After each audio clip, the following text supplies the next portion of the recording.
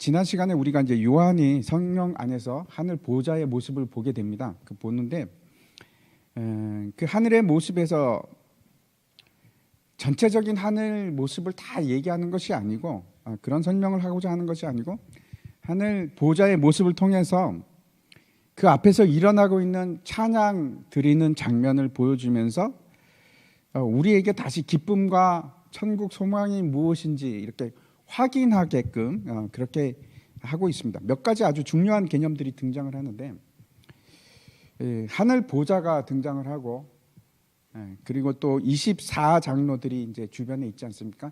흰 옷을 입고 금관을 쓰고 있었고 또 이제 보좌로부터 번개와 우레죠. 우레 소리가 막 나고 음성이 들리고 큰 음성이 들리고 보좌 앞에는 또 뭐가 있냐면 7영이 있습니다. 그 7영이라는 것은 완전하신 하나님의 성령을 의미합니다. 우리가 1장에서도 봤었는데 그리고 수정과 같은 유리바다가 나오고 또 네 생물이 나옵니다. 이제 그런 것들이 나옵니다. 우리가 생각하기에는 그렇죠. 이제 그 천국의 집이 어떻게 생겼고 또 뭐는 어떻고 이런 걸 다 설명해 주면 좋은데 그런 거는 하나도 등장하지 않습니다. 예배의 모습, 보좌 앞의 모습을 보여주는데 여러분이 이제 혹시 제가 기억나지 않으실까봐 다시 한번 제가 강조해서 말씀을 드립니다. 요한계시록은 역사적인 시간적인 순서로 기록된 책이 아닙니다. 그런 순서로 앞으로 일어날 일들이 그렇게 일어날 것이다 하는 것이 아니고 다시 한번 말씀드립니다. 무슨 순서라고요? 논리적인 순서입니다. 논리적인 순서. 착각하게 되면 시간 순서로만 보게 되면 이해할 수 없는 일들이 계속해서 생깁니다. 요한계시록은 그러면 이제 퍼즐과 같은 이상한 책이 됩니다. 맞추기가 힘듭니다. 이걸 제가 어떻게 하면 잘 설명할 수 있을까 이제 생각을 했는데 한번 보여주십시오. 그 그림 그 다음 장 한번 넘겨주십시오. 저 나선 회돌이 치는 나선형 그런 모습이죠. 그 다음 장도 한번 보여주십시오. 저게 더 가까울지도 모르겠는데 마치 그 나선을 이루면서 점점 회돌이 치는 것처럼 하는데 그게 증폭이 됩니다. 증폭이 되면서 점점 커지는 것이 그 소용돌이가 외연이 이렇게 확장이 되는 그런 모양입니다. 요한계시록 전체가 그렇습니다. 그래서 이걸 시간적으로 이해를 하면 그 다음 장 한번 보여주십시오.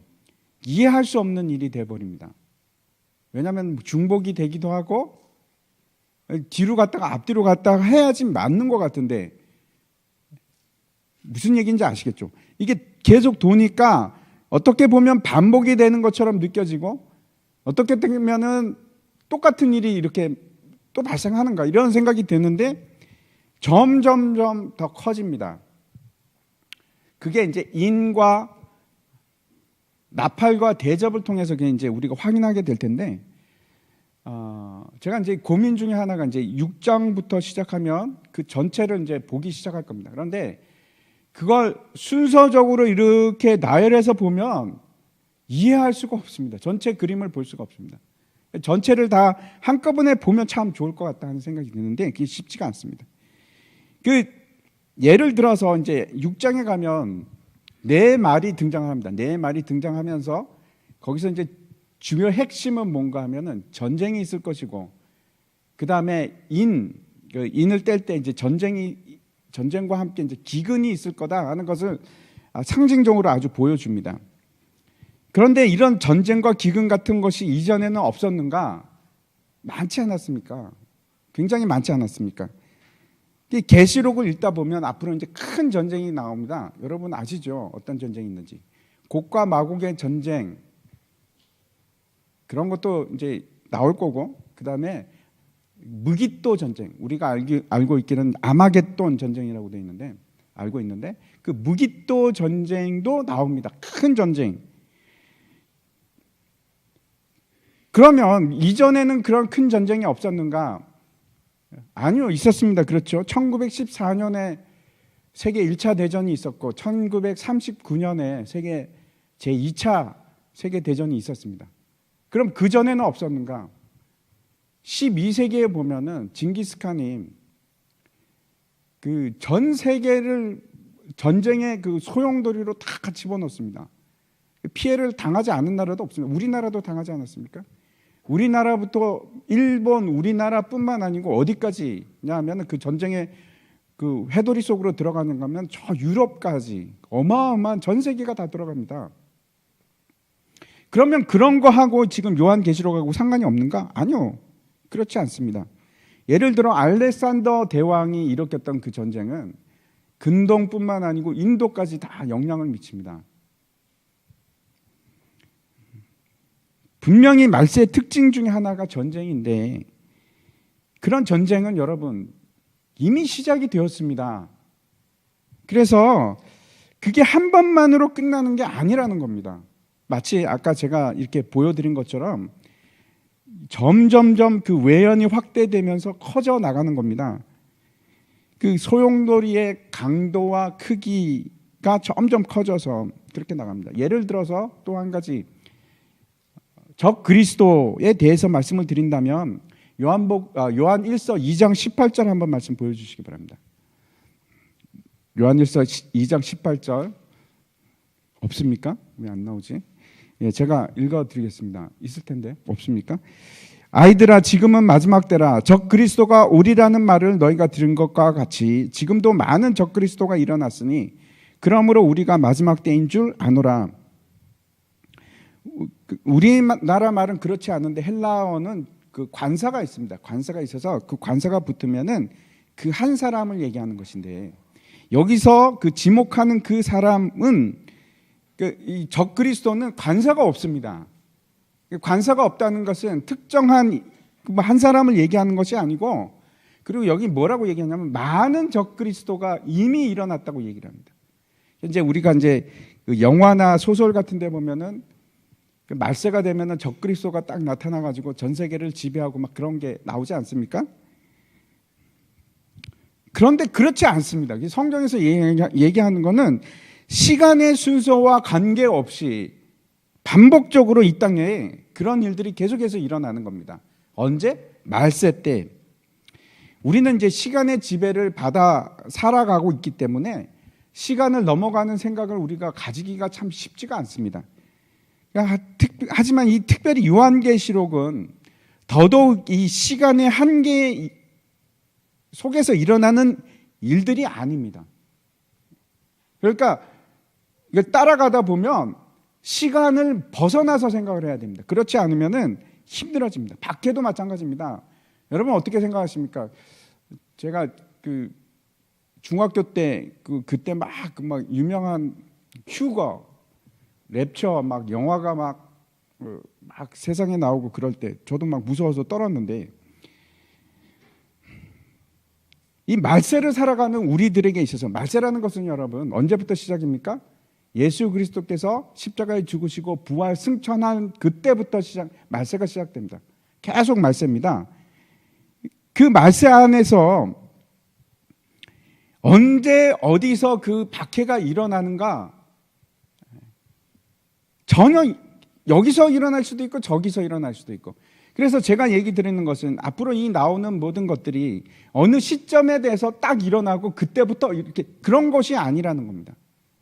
그런 것이 아니라는 겁니다. 시간을 생각에 염두에 두시지 않고 보셔야 됩니다.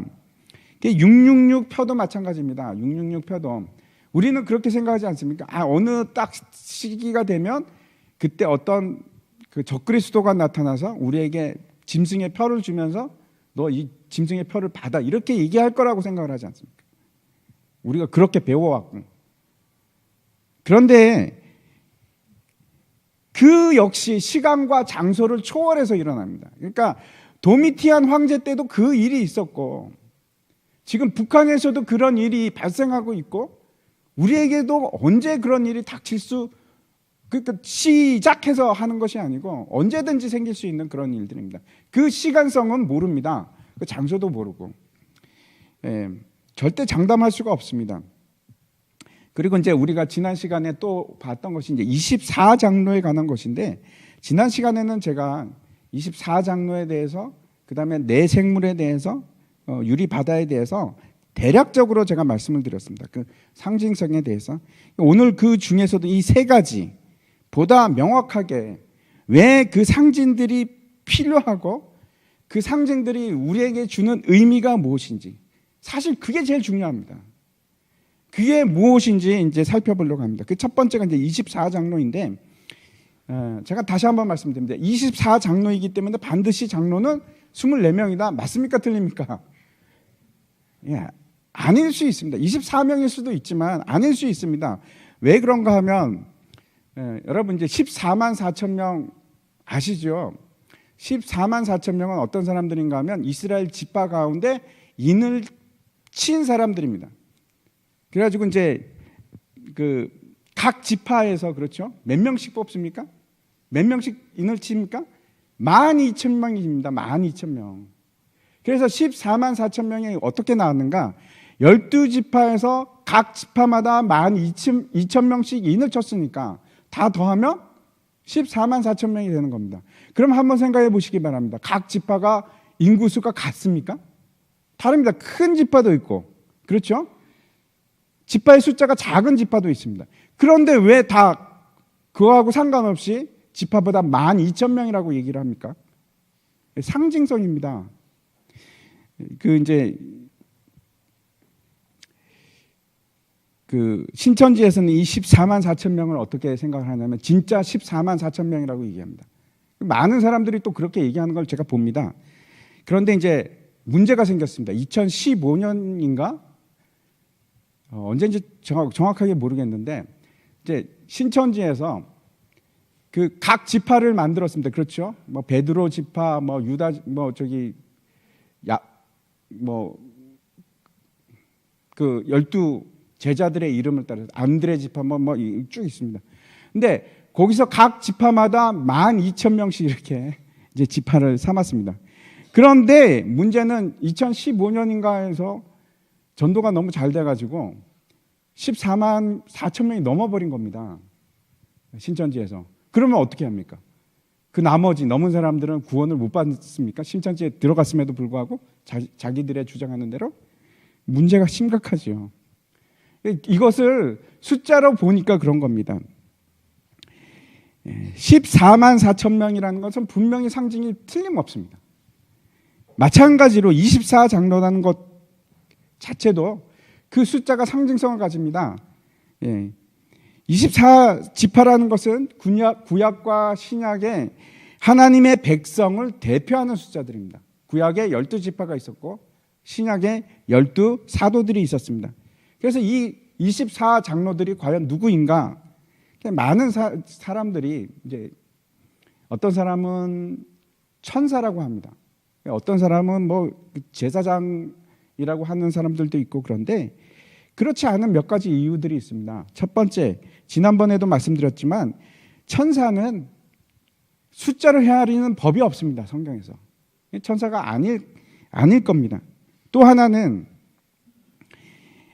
이 장로들과 천사를 구분해서, 5장에 가면 장로들과 천사를 구분해서 얘기를 합니다.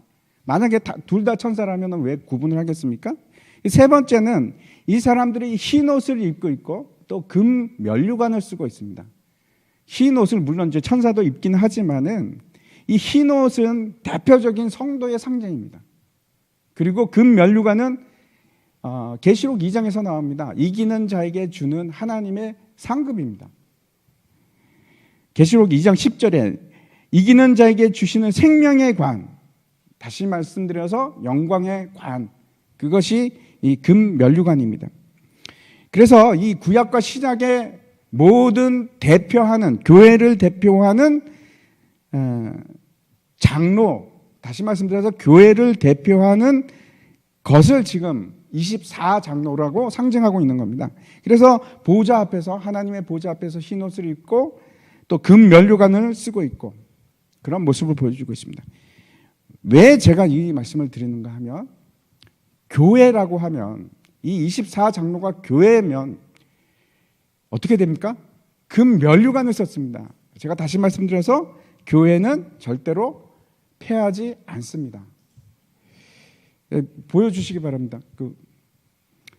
교회는 절대로 패하지 않습니다.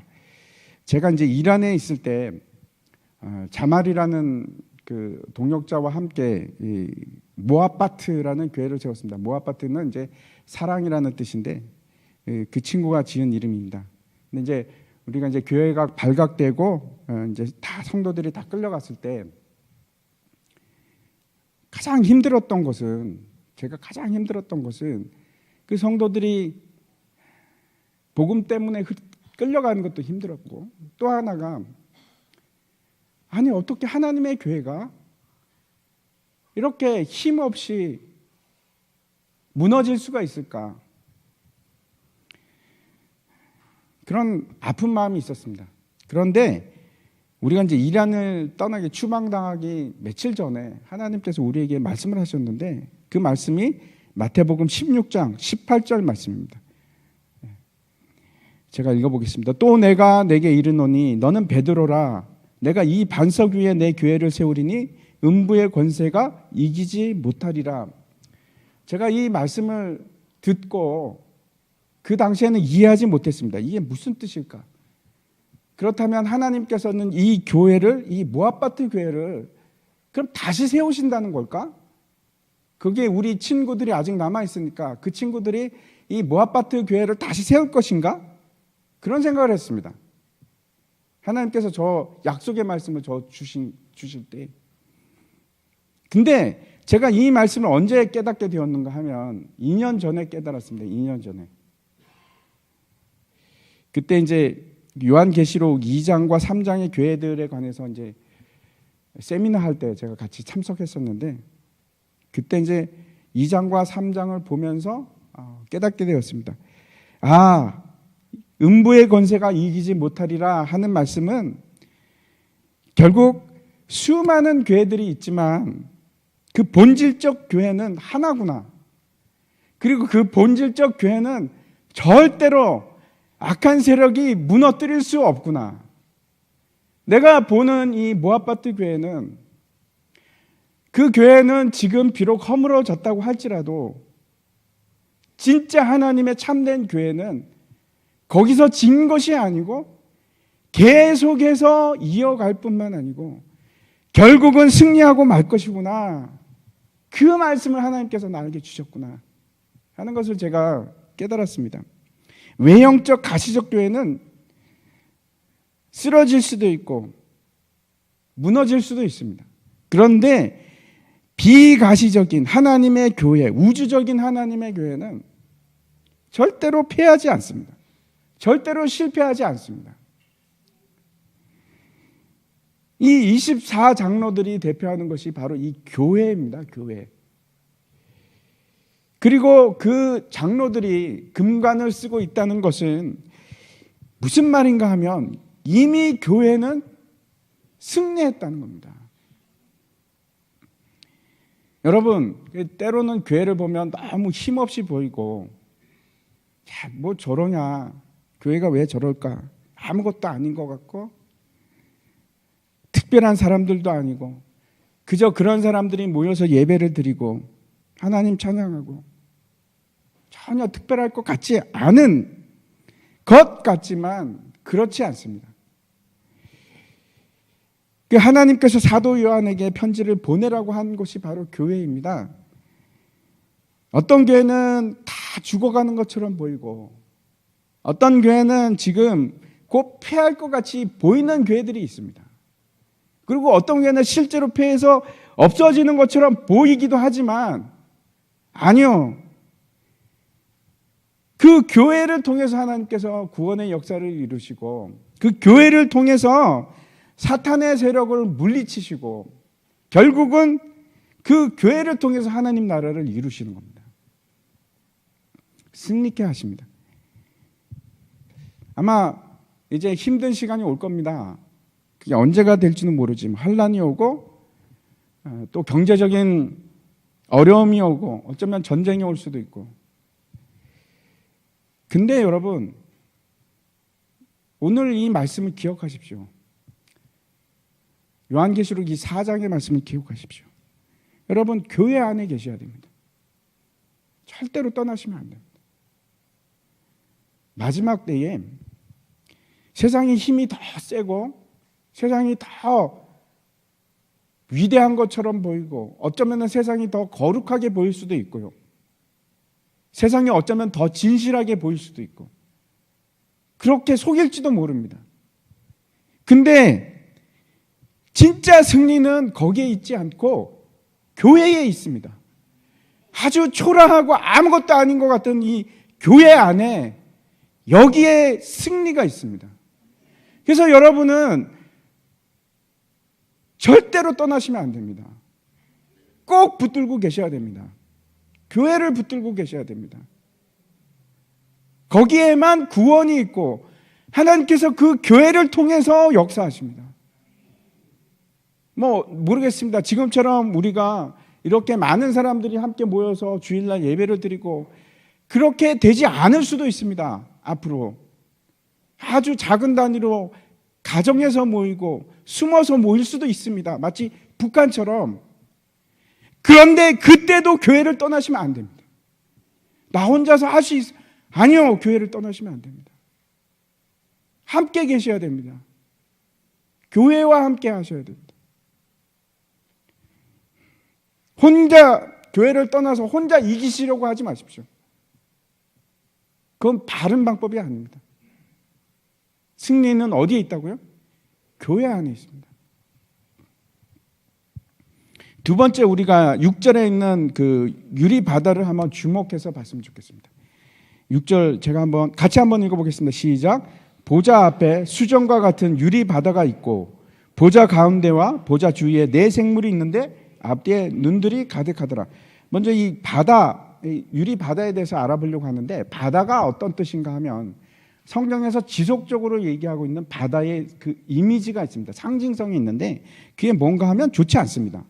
성경이 말하는 바다는 혼탁하고 죄악이 가득 차 있고 심한 파도가 일고 있고 경랑이 일어나고 악이 혼돈의 세계를 뭐로 표현하는가 하면 바다라고 표현을 합니다.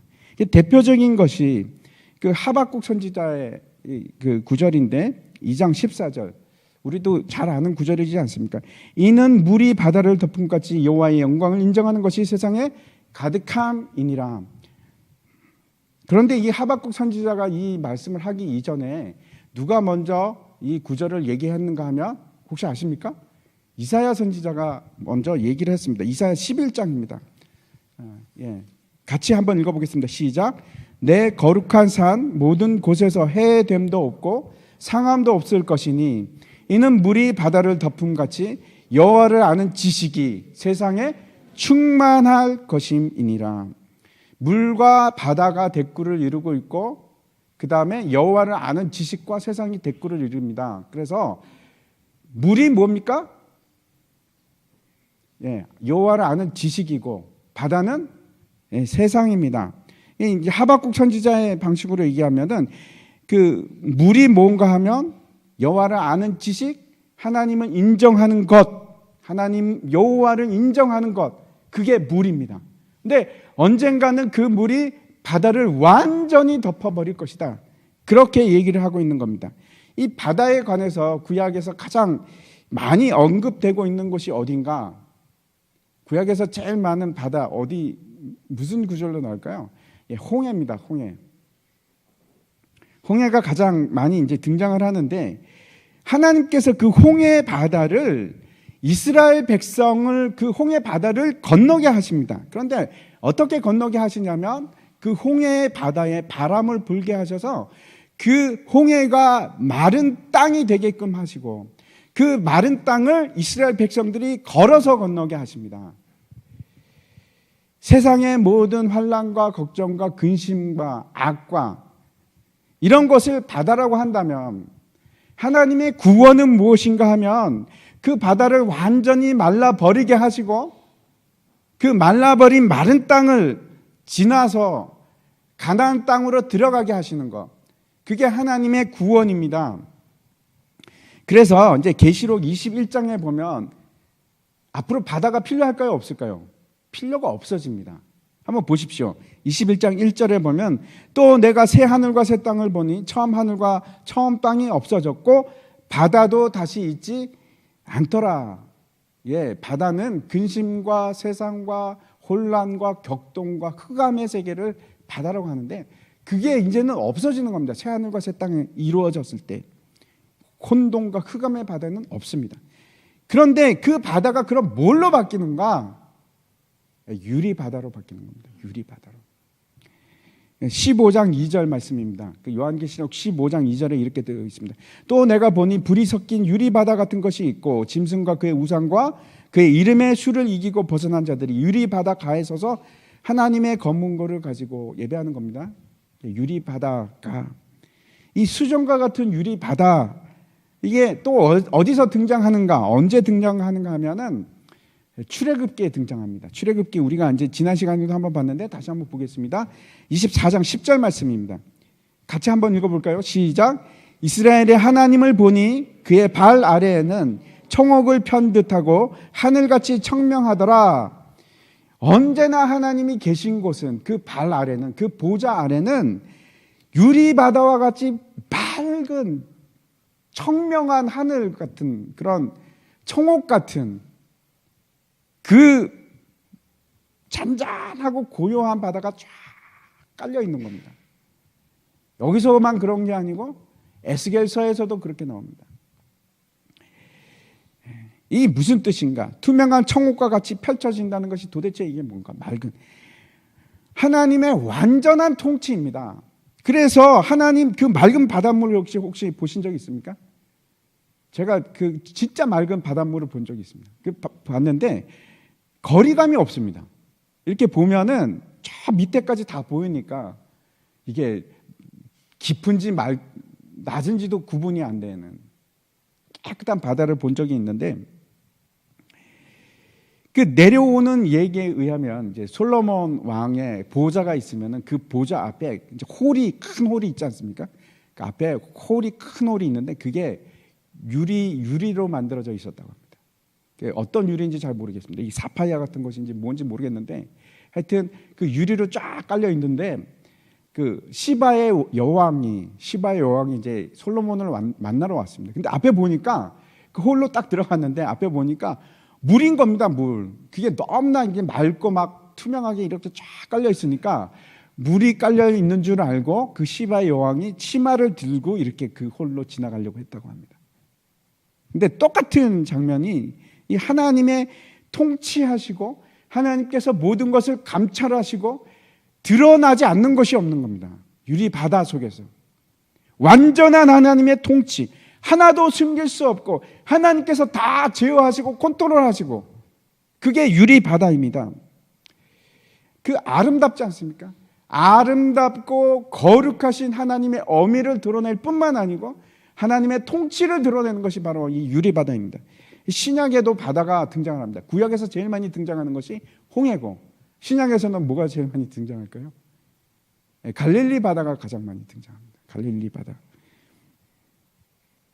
마가복음 4장에 보면 예수님께서 제자들과 그 힘든 고된 하루를 보내시고 그리고 이제 가버나움에서 출발해서 배를 타고 어디로 가냐면은 호수 건너편으로 갑니다. 거기가 거라사 지역입니다. 이게 가는데 저녁 때 이제 출발을 했습니다. 그래갖고 이제 밤이 되었는데 그 갈릴리 호수가 그렇습니다. 위에서부터 그 기류 때문에 가끔 그 굉장한 돌풍이 붑니다. 아주 무서웠다고 합니다. 그 돌풍들이 불기 시작하면 여러분 돌풍을 보신 적 있습니까? 정말 무섭습니다. 저는 본 적이 있는데 휘 가면서 막 빨려 들어갑니다. 막 빨려 들어가고 난리가 나는데 어떤지 잘 모르겠습니다. 라일립스라는 그 광풍이 부는데 거기서 이제 광풍이 불기 시작하자 이제 막 제자들이 난리가 납니다. 그때 예수님께서 뭐 하고 계셨는가? 주무시고 계셨습니다. 주무시고 계시고 여러분 그 12제자들 중에서 뱃사람이 얼마나 많습니까? 그 고도로 숙달된 뱃사람들이 타고 있었는데 광풍이 일기 시작하자 막 어찌할 바를 모르는 겁니다. 막 물결이 치고 비바람을 동반하고 막 일종의 기상이변인데 그것이 막 일어나고 막 난리가 나는 겁니다. 제자들이 하다 안 되니까 어떻게 합니까? 예수님을 깨웁니다. 예수님, 선생님 일어나세요. 우리가 죽게 되었습니다. 그때 이제 예수님께서 일어나셔서 어떻게 하시냐면 바람을 꾸짖으시고 바다에게 명령을 합니다. 잠잠하라. 그리고 이제 그 바다가 고요해지고 잔잔한 바다로 다시 돌아갑니다. 근데 예수님께서 그러고 나서 제자들에게 고생했지, 힘들었지, 그렇게 하시는 게 아니고 어떻게 하셨습니까? 꾸짖습니다. 한번 보여주시기 바랍니다. 마가복음 4장 40절입니다. 이에 제자들에게 이르시되 어찌하여 이렇게 무서워하느냐, 너희가 어찌 믿음이 없느냐 하시니. 왜 이런 말씀을 하실까? 바다에서 광풍이 일어났는데 어떻게 무서워하지 않을 수가 있을까? 배가 침몰할 수도 있는데. 그런데 또 예수님께서는 그걸 왜 또 믿음의 결부를 시키시는가? 무서워하는 거. 뭐라고 하시냐면은 너희가 무서워하는 이유는 결국 너희가 믿음이 없기 때문이다 라고 얘기하시는 겁니다. 예수님께서 왜 제자들에게 믿음이 없다고 말씀하셨을까?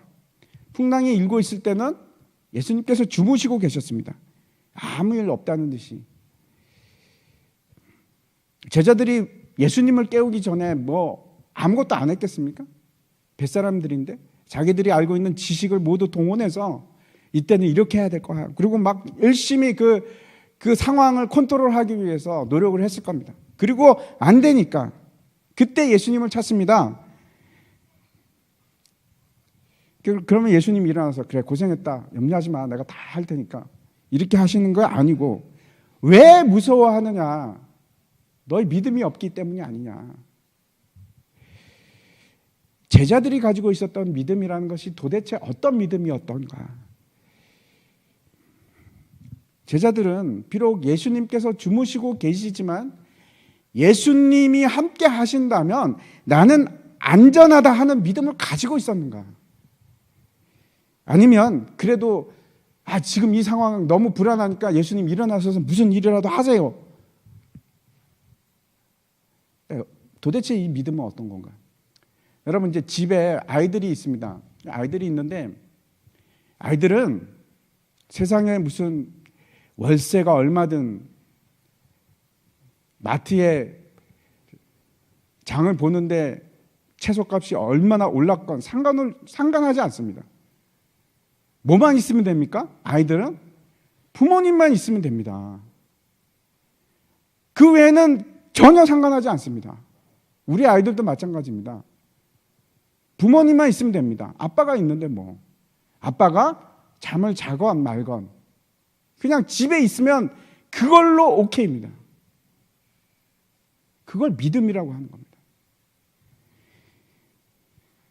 정말 내가 예수 그리스도를 믿는다면 예수님이 임마누엘이 되셔서 지금 이 시간에 나와 함께 한다면 밖에서 풍랑이 일건 해일이 일건 파도가 높이 쳐서 지금 배가 침몰할 것 같은 것 그런 상황이 되건 그건 상관이 없습니다. 정말 순수한 믿음을 가지고 있다면 하나님이 계신데 예수님 나와 함께 있는데 지금 예수님이 얘기하시는 믿음은 그 믿음입니다. 상황은 문제가 되지 않습니다.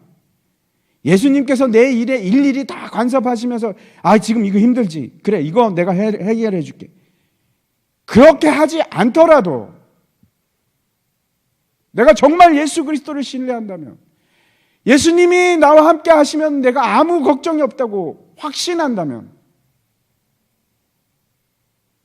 그걸 믿음이라고 하는 겁니다.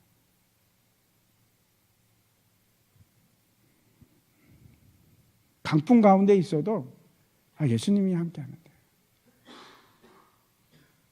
두려워하지 않는 겁니다. 무서워하지 않는 겁니다.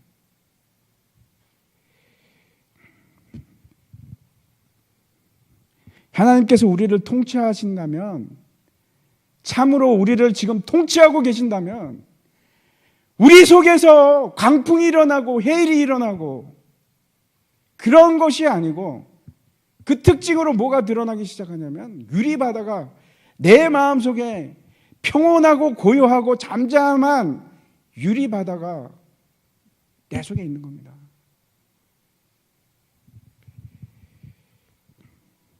우리 자신 한번 보시기 바랍니다. 나는 얼마나 믿음이 있는가? 문제가 생길 때 먼저 예수님을 찾는 것도 아니고 처음 돈으로 해결할까? 아니면 인맥으로 한번 해결해 볼까? 기도하는 것도 아니고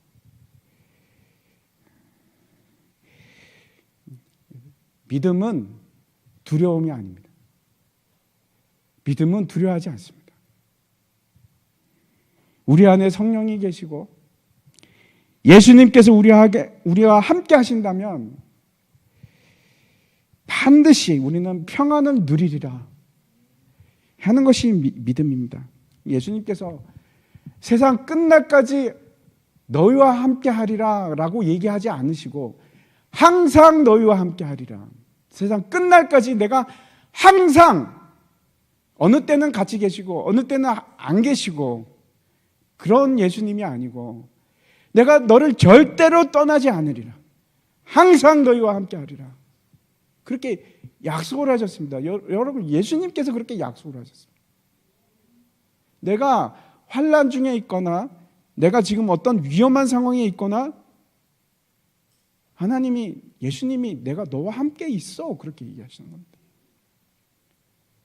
그래서 내가 평안을 누릴 수 있는 가장 확실한 이유가 되는 겁니다.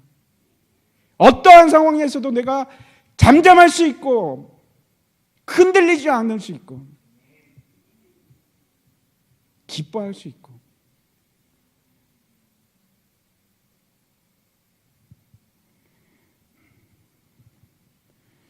예수님께서 어느 때는 함께 하시고 어느 때는 함께 하지 않는 것이 아니고 항상 같이 계셔서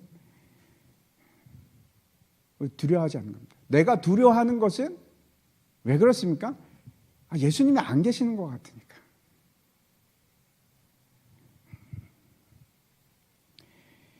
믿음 때문입니다. 믿음. 신뢰, 하나님에 대한 약속에 대한 신뢰 문제입니다. 하늘을 뜻이 하늘에서 이루어진 것 같이 땅에서도 이루어지이다. 하늘에서 그 유리 바다가 완성이 되어 있는 겁니다. 그런데 그 유리 바다가 지금 이 시간에 여러분과 저에게 임하시기를 원하는 겁니다. 임하셔야만. 하나님 나라의 통치가 이루어지기 시작하면 하나님께서 정말로 나를 통치하기 시작하면 내 속에는 평안이 있을 수밖에 없습니다. 두려워할 것도 없고 걱정할 것도 없고 하나님이 계신데 담대하십시오. 무서워하지 마십시오. 예수님께서 요한복음에 이렇게 얘기하십니다. 14장과 16장에서 같이 한번 읽어보겠습니다. 시작. 평안을 너에게 끼치노니 곧 나의 평안을 너에게 주노라. 내가 너에게 주는 것은 세상이 주는 것 같지 아니하니라. 너희는 마음에 근심하지도 말고 두려워하지도 말라. 이것을 너에게 이르는 것은 너희로 내 안에서 평안을 누리게 하려 함이라. 세상에서는 너희가 환난을 당하나 담대하라. 내가 세상을 이기었노라. 이것이 우리가 환난을 맞이하는 믿음입니다. 앞으로 어려운 일이 오더라도 확신하시기 바랍니다. 하나님 나 분명히 함께하고 있어요. 예수님께서 나를 지금 붙들고 계셔. 걱정할 게 없습니다. 그게 믿음입니다. 이 장면을 여러분 이 유리바다를 통해서 그 하나님 앞에서 그 찬양하는 모습을 통해서 우리가 발견하는 겁니다. 유리바다와 같은 평안, 샬롬입니다. 샬롬. 샬롬을 누리시기 바랍니다. 세 번째 우리가 살펴보고자 하는 것은 다시 이제 6절부터 시작해서 8절에 이르는 내 생물에 관한 겁니다. 한번 보겠습니다. 제가 한번 읽어보겠습니다. 보좌 앞에 수정과 같은 유리 바다가 있고 그 다음에 이제 시작됩니다. 보좌 가운데와 보좌 주위에 네 생물이 있는데 앞뒤에 눈들이 가득하더라. 그 첫째 생물은 사자 같고 둘째 생물은 송아지 같고 그 셋째 생물은 얼굴이 사람 같고 그 넷째 생물은 날아가는 독수리 같은데 네 생물은 각각 6날개를 가졌고 그 안과 주위에는 눈들이 가득하더라. 그들이 밤낮 쉬지 않고 이르기를 거룩하다 거룩하다 거룩하다 주 하나님 곧 전능하신 이여 전에도 계셨고 이제도 계시고 장차 오실 이시라 하고, 네 생물에 대해서 우리가 지금 같이 생각했으면 좋겠는데, 이 도저히 이 네 생물에 대해서 우리가 머릿속으로 그려낼 수 있는 그런 존재가 아닙니다. 6절 한번 보십시오. 이 이해할 수 없는 것이 처음부터 뭐라고 얘기하냐면, 뭐라고 합니까? 보좌 가운데 있다라고도 하고 또 보좌 주위에 있다라고도 합니다. 이걸 여러분 어떻게 그려내시겠습니까? 머릿속으로. 가운데 있어? 아니 주위에 있는데? 왔다 갔다 하나? 이것만으로도 우리는 벌써 항복해야 됩니다. 이거는 지금 우리가 그려낼 수 있는 그런 것들이 아니구나.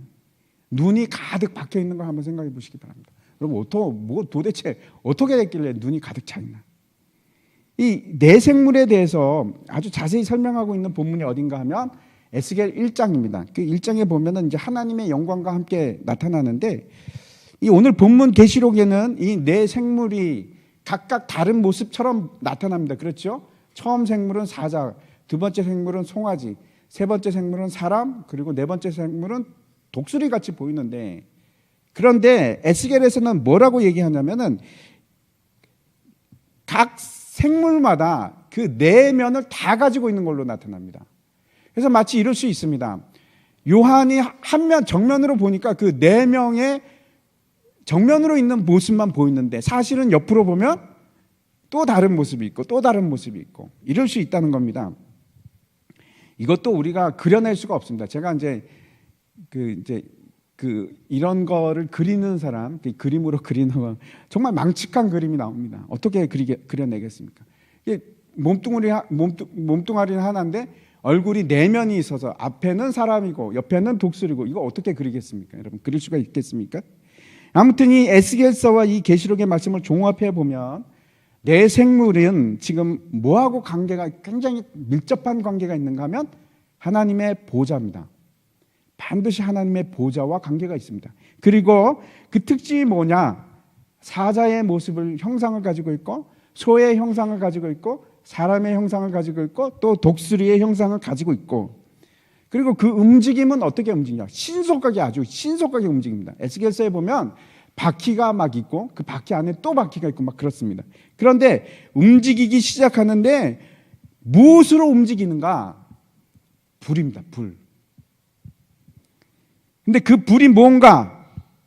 에스겔서에는 뭐라고 얘기하냐면 성령이라고 합니다. 하나님의 영. 그러니까 이 내 생물을 움직이는 그 원동력이 뭘로부터 나오기 시작하냐면 성령으로부터 나옵니다. 성령에 민감하게 아주 막 샥샥샥샥 이렇게 움직이는데, 또 한 가지는 수많은 눈을 가지고 있습니다.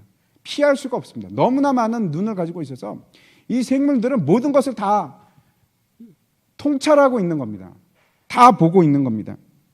이 생물이 이제 이사야서 6장에도 나오는데, 6장에 보면은 여기 동일하게 이들이 계속 쉬지 않고 하는 것이 있습니다. 뭘까요? 하나님 앞에서 예배하는 겁니다. 거룩하다, 거룩하다, 거룩하다. 그렇게 예배를 하는 겁니다. 분명한 것은, 우리가 알 수 있는 분명한 것은 이 생명체는, 이 생물은 정체가 뭔가 에스겔 10장에서 나옵니다.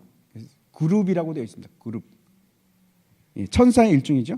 천사 중에서도 그룹이라고 하면 굉장히 아주 높은 천사일 거라고 우리가 생각을 하고 있습니다. 성경에는 그룹이라는 단어가 굉장히 많이 나옵니다. 그런데 그걸 용도별로 따지고 보면 여기를 제외하고, 다시 말씀드려서 에스겔서를 제외하고는 딱 두 가지 용도로만 나옵니다. 딱 두 가지 장소에서 나옵니다. 첫 번째가 어딜까요? 첫 번째가 에덴 동산입니다. 창세기 3장 24절 한번 보여주십시오. 없습니까? 제가 또 빠뜨렸나 봅니다. 3장 24절 제가 한번 읽어보겠습니다. 이같이 하나님이 그 사람을 쫓아내시고 에덴 동산 동쪽에 그룹들과 두루 도는 불칼을 두어 생명나무의 길을 지키게 하시니라. 여러분 이 구절을 기억이 나십니까? 아담이 그 에덴 동산에서 범죄하고 쫓겨났을 때 그 에덴 동산을 지키게 하는 그룹을 두십니다. 불칼과 함께. 그래서 누구든지 그 에덴 동산에 들어가지 못하도록 지키게끔 합니다. 원래는 에덴 동산이 누가 지켜야 합니까? 누가 지키게끔 되어 있습니까? 사람입니다. 아담입니다. 창세기 2장 15절 보면 나옵니다. 하나님께서 그 에덴 동산을 지키게 하셨다. 경작하고 지키게 하셨다. 이렇게 얘기하는데, 경작한다는 것은 섬긴다는 뜻입니다. 섬기고 보존케 하셨다. 이런데 그걸 실패합니다. 아담이. 그래서 그 에덴 동산을 누구에게 지키게 합니까? 그룹에게 지키게 하는 겁니다. 그런데 이 에덴 동산에 대한 얘기가 또 한 구절 더 나옵니다. 거기가 어디냐면 에스겔서입니다. 에스겔서 28장입니다. 있을 텐데 없습니까? 예, 있죠. 예. 제가 한번 읽어보겠습니다. 내가 옛적에 하나님의 동산 에덴에 있어서 각종 보석 곧 홍보석과 황보석과 금강석과 황옥과 홍만호와 낭옥과 청보석과 남보석과 홍옥과 황금으로 단장하였으며 내가 지음을 받던 날에 너를 위하여 소고와 비파가 준비되었도다. 너는 기름 부음을 받고 지키는 그룹이며 내가 너를 세우매 내가 하나님의 성산에 있어서 불타는 돌들 사이에 왕래하였도다. 내가 지음을 받던 날로부터 내 모든 길에 완전하더니 마침내 내게서 불의가 드러났도다. 내 무역이 많음으로 내 가운데 강포가 가득하여 내가 범죄하였도다.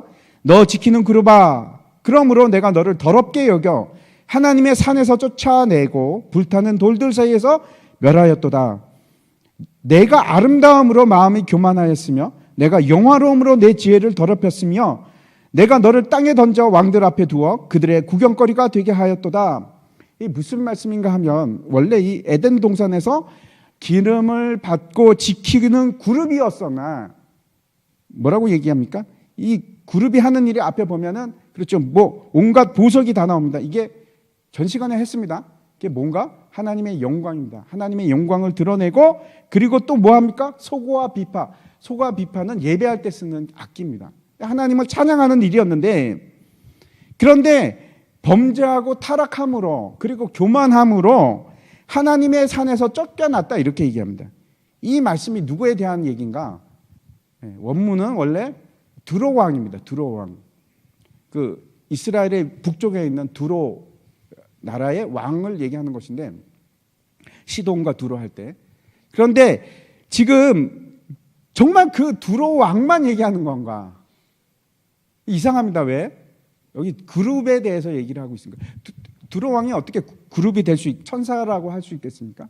그래서 이거는 틀림없이 이면적으로 또 다른 얘기를 밑으로 하고 있는 겁니다. 그렇죠? 누구에 관한 얘기입니까? 네, 사탄에 관한 얘기입니다. 사탄이 원래 에덴 동산을 지키게끔 되어 있는 그룹이었는데 그가 지금 교만하고 타락하고 범죄함으로 쫓겨났다 이렇게 얘기를 하는 겁니다. 이렇게 에덴 동산을 지키는 자로 그룹이 등장을 합니다. 그룹이 등장을 하고 여러분 또 한 곳이 나옵니다. 그룹이 등장하는 또 다른 한 곳이 있습니다. 에덴 동산 말고 거기가 어딜까요? 성전입니다. 성전.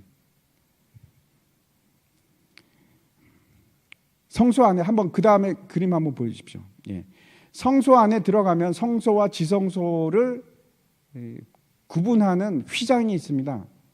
근데 그 휘장에 하나님께서 뭐라고 명령을 하시냐면 홍색, 자색, 청색 실로 수를 놓아서 그룹을 수놓게 하십니다. 저 뒤에 그룹이 이제 수놓아 있지 않습니까? 그런데 또 에덴 동산과 마찬가지입니다, 여러분. 그 에덴 동산은 여러분 원래 지성소를 성소를 얘기하는 상징적인 곳입니다. 근데 그것을 지키는 것이 누구였냐면 그룹이었는데 하나님의 성전도 마찬가지입니다. 하나님의 성전의 지성소를 성소를 지키는 모습을 누구에게 지금 무엇으로 표현하고 있는가? 그룹입니다. 그리고 또 똑같은 형태로 나오는 곳이 있습니다. 그룹이 등장하는 곳이 있습니다. 그곳이 어딜까요? 예, 언약궤입니다. 언약궤. 언약궤 위에서 그룹이 나타납니다. 한번 제가 출애굽기 25장 말씀을 읽도록 하겠습니다.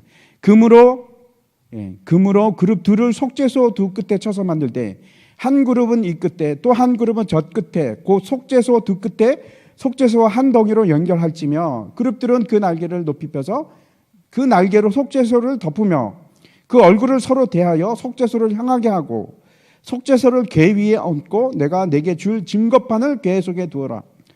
거기서 내가 너와 만나고 속죄소 위 곧 증거궤 위에 있는 두 그룹 사이에서 내가 이스라엘 자손을 위하여 내게 명령한 모든 일을 내게 이르리라. 이 속죄소, 즉 죄를 사하는 곳입니다. 속죄소라는 것이 뭔가 하면 죄를 사하는 곳입니다. 그 언약계 그 법계 안에는 우리 인류의 대표적인 그 죄악이 들어가 있습니다. 그 율법도 마찬가지입니다. 율법이 얘기하는 게 뭔가 하면 당신은 죄인입니다 하는 고발하는 것이 바로 율법입니다. 근데 그것을 예수 그리스도의 피로 덮고 그 위로 지금 어떻게 되어 있습니까? 그룹이 그 두 날개로 그 시온자 속죄소를 지키는 겁니다. 그런 모습으로 나옵니다. 그런데 이제는 속죄소도 그렇고 성전도 그렇고 지성소도 그렇고 다 사라졌습니다. 에레미야서 3장에 보면은 뭐라고 얘기하냐면은 사람들이 더 이상 언약궤를 기억지 아니하리라 그렇게 말씀하고 있습니다. 왜? 왜 그렇습니까? 이제 하나님의 성소가 더 이상 예루살렘에 있는 것이 아니라 어디에 있습니까? 우리의 마음에 있습니다. 우리 마음에. 우리의 몸이 이제는 하나님의 성전이 된 겁니다. 고린도 전서에서 뭐라고 얘기합니까? 너희가 하나님의 성전인 것을 알지 못하느냐. 여러분, 저와 여러분은 하나님의 성전입니다. 거룩한 성전. 그 성전을 지키는 그룹이 뭔가? 바로 이 지금 오늘 말씀에 있는 이 네 생물들입니다. 네 생물들. 반드시 지킵니다. 하나님의 거룩한 보좌 아래 하나님의 거룩한 성전은 반드시 누가 지키는가? 예? 이 그룹이 지킵니다. 그룹.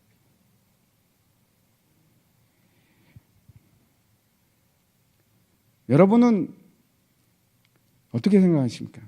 지금 그런 생각을 해본 적이 있으십니까? 내가 하나님의 성전이기 때문에 하나님께서 그 그룹 천사들을 통해서 나를 지키고 있다는 것. 내가 하나님의 성전이면 내 안에 예수 그리스도께서 계신다면 우리는 안전합니다. 하나님께서 지켜주시니까. 그룹을 통해서. 여러분은 뭐가 여러분을 지킨다고 생각하십니까? 보험을 들면은 그 보험이 여러분을 지켜주십니까? 지켜줍니까? 저는 사실 보험 별로 안 좋아합니다. 왜 그런가 하면 일 다 끝나고 나서 돈으로 해결해 주려고 하는 게 보험입니다. 사람이 죽었는데 그 돈으로 해결이 됩니까? 병이 걸렸는데.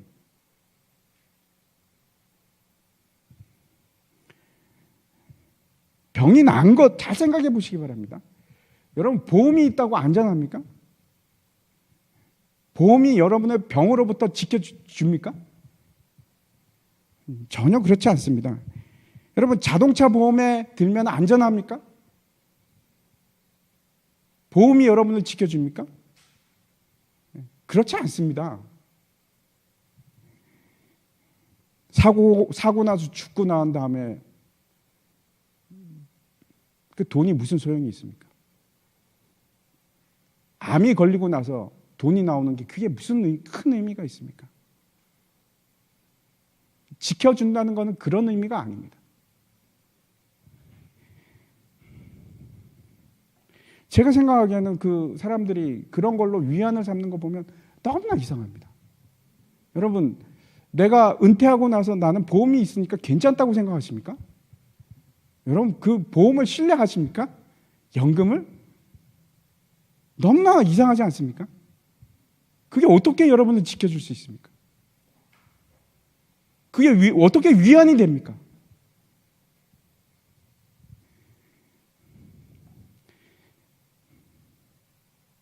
우리를 지켜주는 것이 돈이 아닙니다. 우리를 지켜주시는 것은 돈이 우리를 지키는 것이 아니고 우리를 지켜줄 수 있는 것은 하나님밖에 없습니다. 하나님. 착각하지 마십시오. 하나님께서 우리를 지켜주실 때, 하나님의 날개 아래 우리를 품어주실 때, 그때 우리가 안전한 것이지. 왜 여러분을 지켜주지도 못할 그런 것에 위로를 삼으십니까?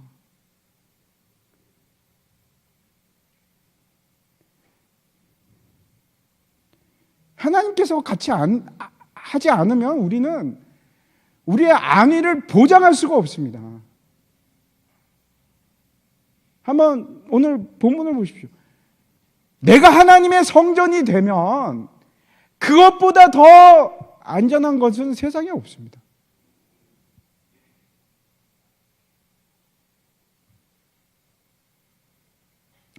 자, 오늘 말씀을 정리하려고 합니다. 여러분, 우리는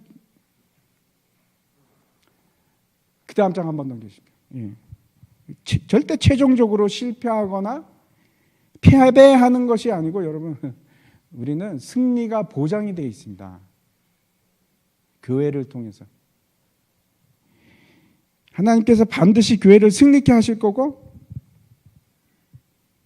오늘 우리 본문을 통해서 하늘 모습을 보면서 교회가 승리하고야 마는구나 하는 확신을 여러분 마음속에 가지시기 바랍니다. 여러분은 교회의 편이 되어야 됩니다. 세상 편이 아니고 교회를 세우는 자가 되어야 됩니다. 두 번째, 여러분 험한 파도가 일고 물결이 거세고 난리를 친다고 할지라도 겁내지 마십시오. 믿음이 있는 사람은 겁내지 않습니다. 진짜 여러분이 믿음이 있고 예수 그리스도가 여러분의 편이라고 여러분이 확신하고 있으면 두려워하지 마십시오. 겁내지 마십시오.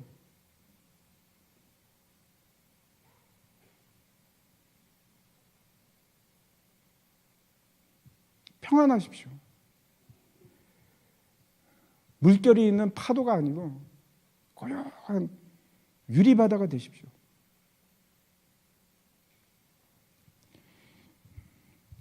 틀림없이 그 사자와 같이 용맹스럽고 소와 같이 섬기는 자, 또 사람과 같이 지혜롭고 독수리 같이 그 날쌔고, 그 하나님의 그룹이 여러분이 성전이 될 때, 하나님의 성전이 될 때, 예수 그리스도가 여러분 마음속에 계시고 여러분이 그 예수 그리스도를 모시고 있으면, 그러면 하나님께서 지켜주십니다.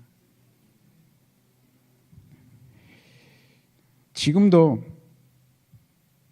여러분 여기 계신, 저는 그렇게 생각합니다. 여기 계신 여러분과 저를 하나님께서 안위하고 계십니다. 이렇게 꽉 붙어.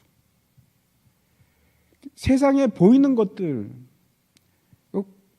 너무 신경 쓰지 마십시오. 세상의 상황들 괜찮습니다. 우선 넘기십시오. 하나님께서 함께 하신다고 분명하게 약속하셨고, 내가 널 놓지 않으리라. 두려워하지 말라. 놀라지 말라. 내가 너와 함께함이라.